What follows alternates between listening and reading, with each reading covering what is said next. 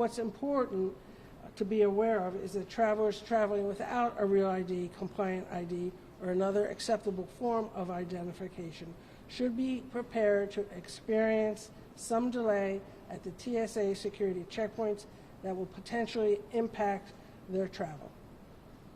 Bottom line is that it's best to get your real ID sooner rather than later so you don't risk missing your flight.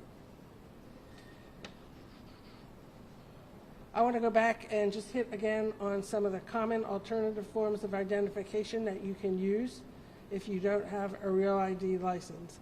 That includes passports, a global entry card, or any other Department of Homeland Security Trusted Traveler Program identification, such as Nexus, Sentry, and FAST, a permanent resident card, a foreign government issued passport, among others. Again, our website, tsa.gov, lists the other acceptable forms of identification you can use at the checkpoint. We anticipate a significant number of travelers will be applying for Real ID as this deadline is fast approaching. We are really down to the wire with 1 month left to go. And you know what? Travel like a pro. By that I mean get your Real ID and you'll be traveling like a pro. And it'll save you lots of time and hassle. This is why we encourage everyone who travels or anticipates traveling after May 7th of this year to get their Real ID now.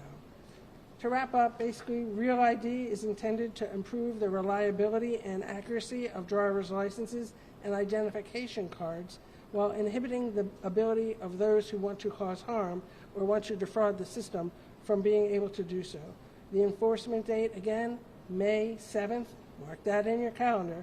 Failure to comply will result in delays and additional screening, which could lead passengers to miss their flights. Any additional information will be posted on our website at www.tsa.gov. I've got my Real ID. Do you? All right. So now we're going to have Camila Barco from the Virginia Department of Motor Vehicles, who will also give some remarks. All yours.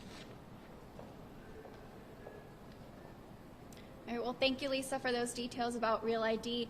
I'm Camila Barco, the Public Relations and Media Liaison at the Department of Motor Vehicles.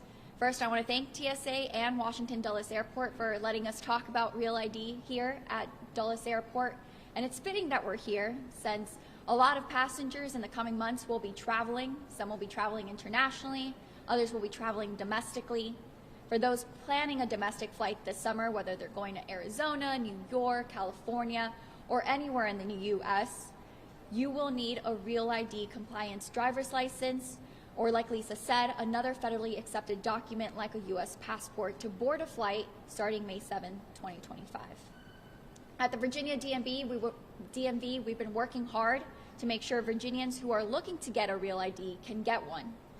Our latest numbers as of March of 2025 show that we have issued more than 4.1 million Virginia Real IDs since October of 2018, and that accounts for 59% of all active licenses and IDs statewide. The story begins on September 11th, 2001, when 19 hijackers boarded planes, 19 individuals boarded planes that they eventually hijacked, crashing them into the Pentagon, a field in Shanksville, Pennsylvania, and of course the World Trade Center in New York City. About 3,000 people died as a result of those hijackings, and I can tell you not a single one of those hijackers had a valid form of ID. After that incident, President Bush called together a commission, the 9/11 Commission, to look into the happenings on that day and make recommendations. One of the recommendations was to enhance the form of identification that people use when they are coming through security checkpoints. Congress then passed the Real ID Act of 2005, 20 years ago. It took states many years to be able to be compliant with the security regulations involved in making those Real ID licenses, making them compliant with the regulations, so that they could all have enhanced security features in the licenses, and so that the DMVs could figure out a way that they could individually store the data that people were required to bring to the DMVs to get their Real ID licenses. Then, shortly before the pandemic, we were supposed to start enforcing Real ID. Of course, then there's the pandemic, and so we delayed that until after the pandemic, and that time for enforcement is exactly 1 month away. 1 month away. So secure driver's licenses and identification documents are a vital component of our national security framework. Real ID is a coordinated effort by the federal government to improve the reliability and accuracy of driver's licenses and as well identification cards. The improvements are intended to inhibit terrorists' ability to evade detection by using fraudulent identification, as what happened on 9/11. The Department of Homeland Security and the Transportation Security Administration are both committed to enforcing the Real ID Act. Therefore, beginning 1 month from today, all airline passengers aged 18 and over, including TSA PreCheck members, must present a state-issued Real ID credential or an alternative acceptable form of identification, the most common being a passport, at our security checkpoints. Now, our website, tsa.gov, has a whole list of other acceptable forms of identification that you can go to and you can check to see if you have an alternative acceptable form if you do not have your Real ID. Of course, again, you keep that Real ID driver's license in your wallet so you have it at all times, and it's not always intuitive that, maybe you're flying from Washington, D.C., maybe you're flying from Richmond, Virginia to another domestic airport, and, you don't have your Real ID license, you have to bring something else, such as your passport. You don't typically have your passport in your wallet, so it's something else you're going to have to think about before you fly. So how do you get your Real ID? Virginia residents have the option of getting a Real ID license, or they can get a standard license that is not Real ID compliant, and we'll hear more about that in a bit. I want to stress that, again, we will be beginning enforcement of Real ID in a way that, that considers the potential impact to travelers and the impact to airports during implementation. Why? Because we know that long lines and delays not only impact airline schedules and increase cancellations and, of course, are inconvenient to travelers, but they do that could also increase possible security risks and escalate any possible physical and verbal abuse of our TSA officers. Well, thank you, Mr. Chairman, and thank you, Ranking Member Underwood, and members of this committee for giving me the honor of being before you today.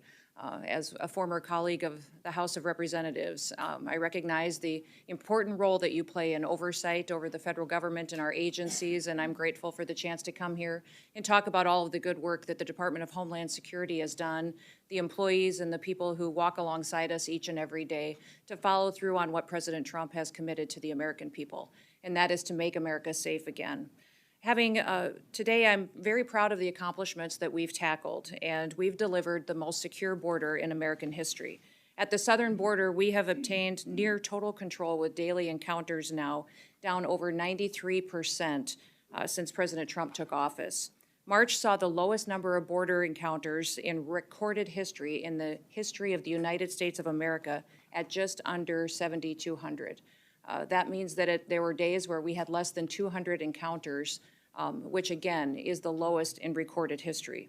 Under the previous administration, U.S. Customs and Border Protection was at times encountering over 15,000 people a day, which mean efforts were diverted into processing and facilitating an invasion of our country instead of doing their jobs.